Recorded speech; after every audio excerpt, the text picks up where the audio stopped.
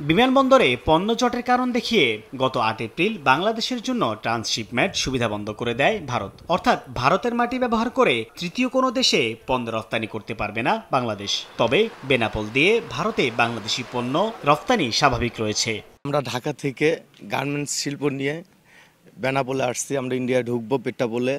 আমাদের এই গার্মেন্টস শিল্প সারা বহির্বিশ্বে রপ্তানি হয়। ভারতের সাথে যে আমাদের বিশাল রপ্তানি এবং আমদানি বাণিজ্য, বিশেষ করে রপ্তানিটা, সেটি বহাল আছে এবং সেটি স্বাভাবিক রয়েছে। এছাড়া ভারতের ভূখণ্ড ব্যবহার করে নেপাল, ভুটান ও মিয়ানমারেও বাংলাদেশি পণ্যের রপ্তানি চলমান আছে বলে জানিয়েছেন C&F এজেন্টরা।